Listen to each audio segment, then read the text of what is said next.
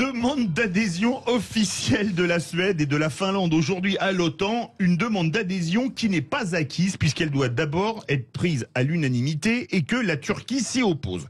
Des demandes d'adhésion qui ne font pas l'unanimité même en France. Henri Guénaud estime que la France devrait mettre son veto, tandis que pour Marine Le Pen, ce matin, l'élargissement de l'OTAN ne favorise pas la paix.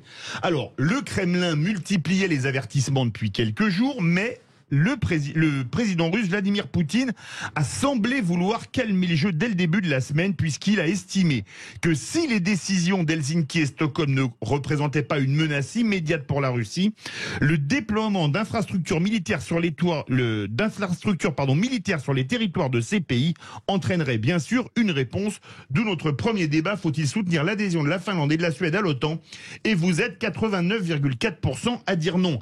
Avec nous, Harold Iman, journaliste spécialiste des relations internationales. Bonsoir Harold Iman. Bonsoir. En novembre 2019, Emmanuel Macron, dans une interview à The Economist, jugeait l'OTAN, je cite, en état de mort cérébrale. C'est Poutine qui l'a ressuscité? Ah, clairement. Et celui qui l'avait mis en mort cérébrale, c'était Erdogan, ou plutôt la réaction à Erdogan. Parce que là, il y avait une dispute entre la Grèce et la Turquie, qui sont tous les deux dans l'OTAN, et l'OTAN ne savait que faire. Et la France avait pris plutôt parti pour la Grèce et n'a pas eu le soutien des autres membres de l'OTAN. D'où la réflexion, c'est en mort cérébrale si vous ne me soutenez pas, moi qui suis membre fondateur. Et clairement, Vladimir Poutine a ressuscité l'envie de faire des choses ensemble de l'OTAN, qui n'en avait jamais autant fait que maintenant. Françoise Degois. Alors, c'est quand même un grand pas, hein, Rolda, parce que vous aimez la situation internationale. Moi aussi, j'aime la suivre, Suède et Finlande, pour deux raisons tout à fait différentes. La Suède, par choix de sa grandeur passée, je dirais, a toujours choisi d'être à l'écart des grands conflits pour se développer. La Finlande, c'est plus par, par obligation qu'elle avait cette neutralité, d'où l'expression finlandisation.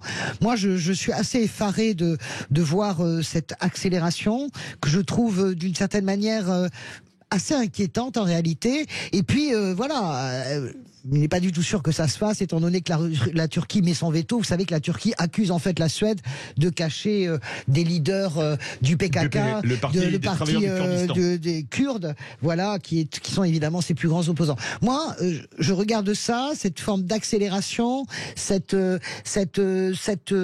sentiment de peur qui s'installe. Je suis pas du tout satisfaite. Et en plus de ça, cette incohérence totale avec le message qu'on envoie sur le mode l'OTAN évidemment est en mort cérébrale, et d'un seul coup l'OTAN est intuitive. Ça veut dire que nous n'avons pas d'autonomie par rapport à l'OTAN. Ça veut dire que finalement nous pouvons à nouveau être entraînés dans un engrenage encore plus grand. Ce n'est pas mon vœu. Je pense que ça n'est pas de mode, parce qu'il y a 1940, il y a l'ombre des Munichois, mais moi je pense qu'il faut rechercher la voie diplomatique jusqu'au bout du bout. Harold Iman. On a dépassé le bout, selon moi. La voie diplomatique n'était pas si mal partie. En fin décembre, début janvier, Sergueï Lavrov qui disait... C'est vrai.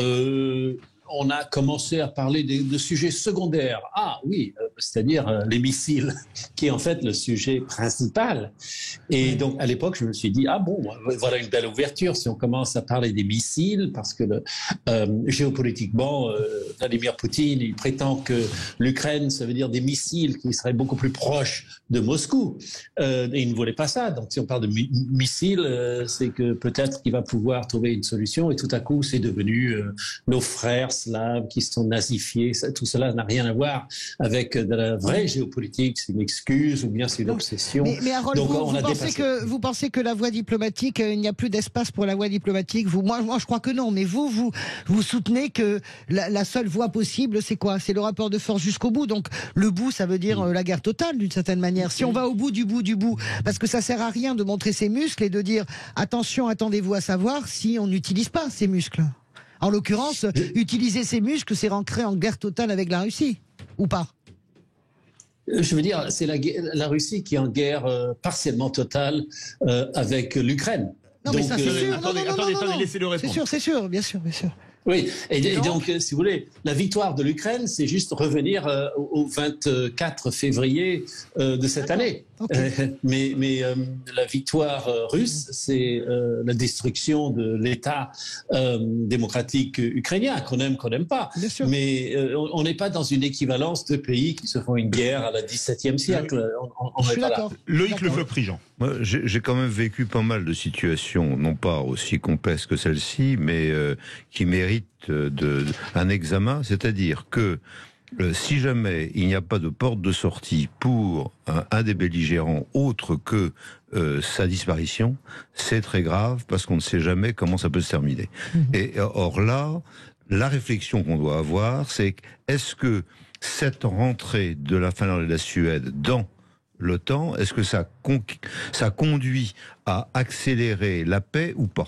Si jamais ce n'est pas le cas, et j'ai tendance à considérer qu'effectivement ce n'est pas le cas, il faut essayer de trouver les voies d'une discussion, et je considère que tant qu'il n'y a pas guerre totale, il faut essayer de voir quelle est la porte de sortie pour la Russie. Alors, je reprends un terme qui est important, c'est-à-dire que pour l'ensemble maintenant des gens, la Russie c'est Poutine. Pour moi qui ai travaillé avec les Russes pendant 50 ans, je dirais il y a les Russes et puis il y a Poutine. Et je pense que il faut faire très attention que la Russie, de toute façon, c'est un partenaire que nous retrouverons un jour, peut-être pas nous directement, mais nos enfants, nos petits-enfants, et que par conséquent, trouver aujourd'hui une porte de sortie pour Poutine et les Russes, ce n'est pas complètement indifférent, et je ne pense pas que la porte de sortie soit d'aller, comme les Américains ont tendance à le dire et à le montrer, donner beaucoup d'armes à l'Ukraine pour que l'Ukraine défasse la Russie. Je suis pas sûr que ce soit la solution qui permette la paix. Je suis pas sûr de ça. Et donc je voudrais que on regarde qu'est-ce qui concourt à la paix plutôt que qu'est-ce qui concourt au chaos complet. Harold Iman. Oui, je pense que la décision suédoise et finlandaise résulte d'une grande peur qu'ils ont eue, parce qu'ils ont quand même gardé leur neutralité. C'était une neutralité ensemble. Hein. Pourquoi ils ne sont pas dissociés? Parce que la Finlande est obligée d'être neutre. Oui, c'est pas la même nature de neutralité, Harold. Hein. C'est pas la même nature, oui, pas du tout. Entre les deux pays, non, mais la Finlande était obligée, mais la Suède est restée neutre.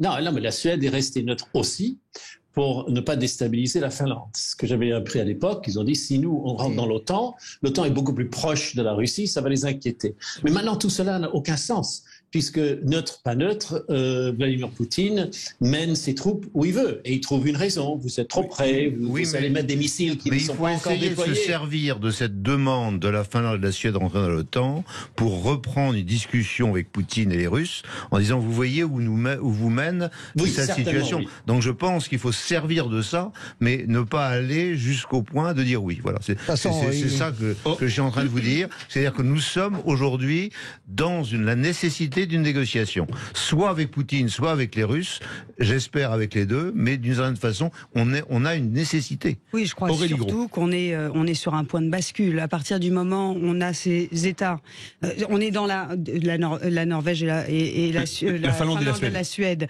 qui veulent rentrer. La Norvège est déjà dans l'OTAN, je le rappelle. La Norvège est déjà effectivement dans l'OTAN, mais n'est pas dans l'Union européenne. Oui. C'est assez compliqué. Et moi, je pense au pourcentage des Français qui ont répondu à ce sondage. Aujourd'hui, on remarque une chose, c'est que c'est la fin des subtilités prises par certains pays, c'est la fin des États tampons, des États satellites, et ça veut dire beaucoup de choses. Et ce que ça génère clairement dans la tête des Français, qui font pas forcément de la géopolitique chez eux, parce qu'il faut penser aussi aux Français qui regardent ça, c'est de se dire, bon, bah, s'ils rentrent, effectivement, on n'a plus aucune chance pour négocier la paix, et ça va s'envenimer encore plus, et on va arriver à une guerre totale. Pour le dire simplement, il faut atterrir. Il faut qu'on atterrisse. Alors, il faut pas remettre de l'huile sur le feu.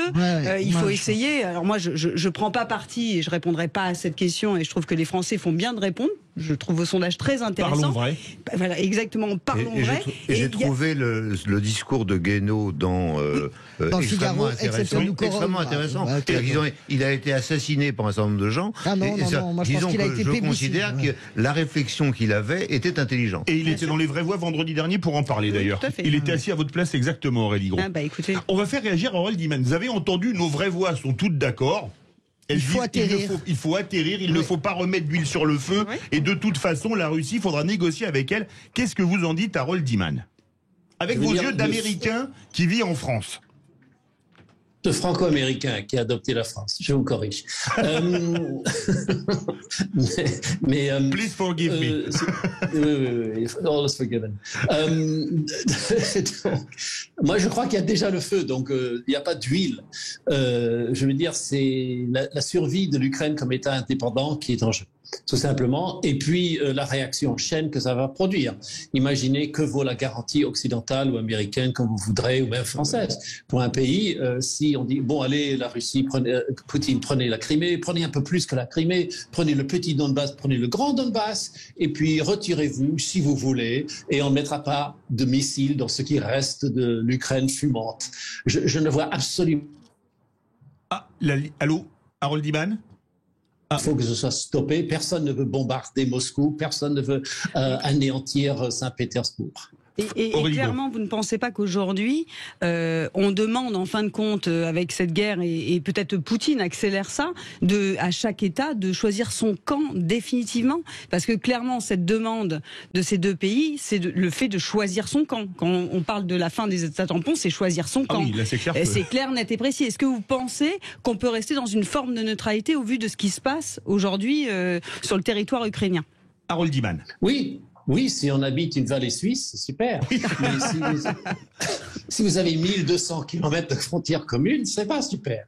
Donc, la Finlande, qui a été, je vous rappelle, amputée de Viborg en 1940, 39 ou 40, c'est-à-dire toute une zone frontalière, n'a que ressentiment. Non, mais donc oui, bien sûr, pour un pays comme l'Irlande, et même l'Irlande, vous savez qu'il y a eu des navires russes au large de l'Irlande, ils se sont beaucoup inquiétés. Ils ont protesté jusqu'à ce qu'ils soient retirés. Bon, la marine russe n'est pas allée jusqu'à complètement énerver. On n'est pas en train de dire que la Finlande et la Suède ont tort de demander. On est en train de se demander, nous, si c'est une bonne chose ou pas. Ou s'ils avaient le choix de ne pas demander. Mais eux, ils sont dans la position de dire on est inquiet et voilà comment on manifeste notre inquiétude. Vous savez, ça n'a rien à voir. après, Harold, vous connaissez très bien, forcément. Moi, il y a un endroit que j'adore en Suède qu'on connaît. C'est à 1 heure d'avion. C'est l'île de Gotland qui est absolument magnifique. Je vous invite à y aller pendant qu'il est encore temps. C'est des plages sublimes de sable fin avec des maisons en bois. C'est merveilleux pour se reposer. Eh bien, voilà, cette île va devenir une île stratégique. Elle était déjà au 18e ou au 19e siècle, à l'époque de Bernadotte, qui est devenu évidemment roi de Suède. Mais je veux dire, il y a des sous-marins nucléaires d'attaque, lanceurs d'engins russes, qui croisent dans la Baltique. Donc vous avez vous imaginez ce que ça signifie comme engrenage? Parce que là, on dit, on adhère à l'OTAN. Ok. Qu'est-ce que ça signifie concrètement? Ça signifie que vos eaux territoriales, ça signifie que la Baltique, c'est-à-dire que vous avez des points de tension à tous les niveaux, parce que nous partons du principe que Poutine ne s'arrêterait pas au Donbass et à l'Ukraine. Nous partons de ce principe-là. Donc, à partir du moment où on part de ce principe-là, je ne sais pas si c'est vrai ou pas, je ne suis pas dans la tête de Vladimir Poutine. Ce que nous disons... Ah oui, quand même. Non, mais nous ne sommes pas, mais personne ne l'est. Personne n'est dans la tête de Vladimir Poutine. Mais je suis rassuré. Objectivement, il n'est pas sale, il n'est pas être... Si on dit qu'on est des Munichois, les gens qui veulent attirer diplomatiquement, ça veut dire qu'on considère que Poutine c'est Hitler, ça n'est pas le cas. Donc ça n'a rien à voir. Donc voilà, je vous pose la question. Est-ce que vous êtes d'accord pour que l'île de Gotland devienne une forteresse? Harold Iman, qui n'est pas dans la tête de Joe Biden, comme vous n'êtes pas dans la tête de Vladimir Poutine. Non, puis voilà, tant mieux d'ailleurs. Oui, bon, Gotland, oui, bien sûr. Vous aimez? C'est en train de se fortifier. Je ne suis pas allé, mais j'avais remarqué que c'était très près des voies maritimes militaires russes et tout près de Kaliningrad. C'est une île. Oui. Non mais Harold, il est clair que la guerre n'est pas déclarée. Donc vous pouvez pas vous mettre dans la situation, dans le raisonnement que vous faites, en disant ça y est, la guerre est totale. Par conséquent, elle n'est pas déclarée. Il n'y a pas une guerre totale. Et la guerre. Donc il faut essayer de voir comment quelle est la bonne solution pour arriver à un renouveau du dialogue et une capacité de négociation à un moment. C'est quand même, et il est clair que si jamais on dit, eh bien c'est fini, la Suède et la Finlande rentrent dans l'OTAN, on met un maximum d'armes à l'Ukraine, et pour faire que l'armée russe soit défaite en Ukraine, on se met dans une seringue qui n'est quand même pas évidente pour éviter la guerre totale. Le mot de la fin, Harold Iman, en 1 minute, allez. En 1 minute, je me mets du point de vue ukrainien, c'est libérer leur territoire et rien d'autre. C'est vrai. Donc oui, ils ont voulu entrer dans l'OTAN, on leur a dit non, regardez ce que ça leur a fait. Cet effet-là existe en Finlande. On n'est pas dans l'OTAN, on ne sera jamais protégé. Et on peut avoir une guerre dans l'Arctique, dans le Nord. Et il ne leur en fallait pas plus pour avoir peur, et on ne peut pas leur en vouloir, et l'OTAN est fait pour contenir l'empire russe, soviétique, comme on voudra, donc il faut qu'il fonctionne. Ce qui est bien, c'est que les gens à Washington ne poussent pas trop loin, tout en étant fermes et en armant l'Ukraine, encore une fois, pour qu'elle libère son territoire et rien d'autre. Ce qui est fabuleux avec Harold Iman, on lui dit 1 minute, il met 50 secondes, il n'est pas d'une précision franco-américaine, mais carrément d'une précision helvétique, puisqu'il a parlé des vallées suisses il y a quelques instants. Merci beaucoup Harold Iman, journaliste spécialiste des relations internationales. Verdict sur Twitter. Faut-il soutenir l'adhésion de la Finlande et de la Suède à l'OTAN? Vous êtes désormais 89,6% à dire non.